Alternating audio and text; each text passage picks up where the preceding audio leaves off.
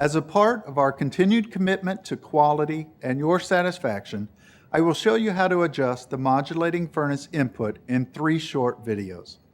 In this first video, we'll start the process by looking at the key components and inlet gas pressure. In the 2 remaining videos, we will cover how to make the maximum and minimum heating adjustments. Before we go over the adjustment procedures of the modulating furnace gas valve, let's review the key parts of the furnace. The gas valve and the furnace control board will be the 2 components we will have to check and adjust. Let's review the gas valve parts that we're concerned with. The on-off switch, the inlet pressure tap, the outlet pressure tap, and under the protective cap, the adjustment screw. On the furnace control board, there are 2 sets of switch blocks that we need to inspect.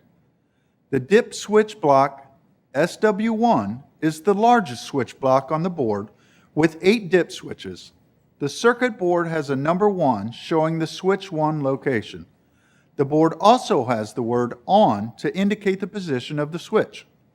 Verify that switch block 1, switches 1, 2, and 6 are initially in the off position. Next, locate SW4. SW4 is a switch block with 3 switches located to the right of SW1. Verify that SW4 switches 1 and 2 are initially in the off position. All of the other dip switches can remain as they are. Before adjusting the modulating furnace manifold pressure, you'll need to check the inlet gas pressure. This check needs to be done with the furnace operating in maximum heat.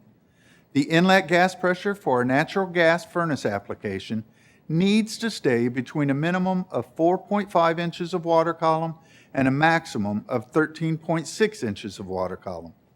For an LP furnace application, those pressures should be between a minimum pressure of 12 inches water column and a maximum pressure of 13.6 inches of water column.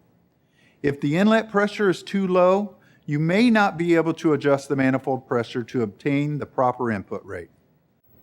Use the following steps to check the inlet gas pressure. Turn off the furnace gas supply and power.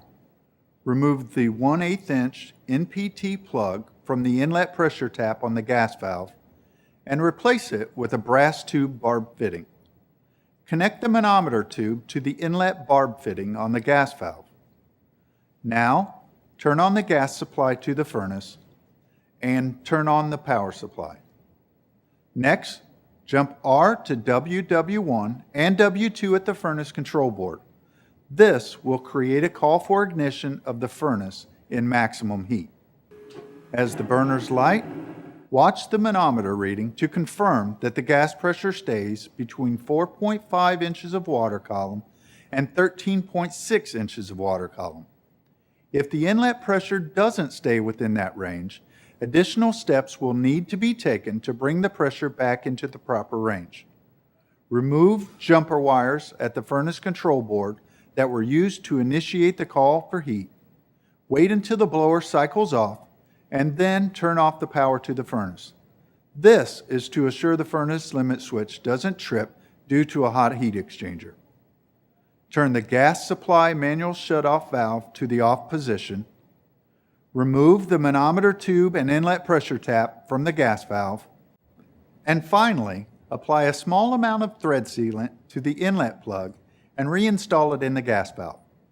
Now, you are ready to set the modulating furnace manifold pressure, which needs to be set at 2 operating points.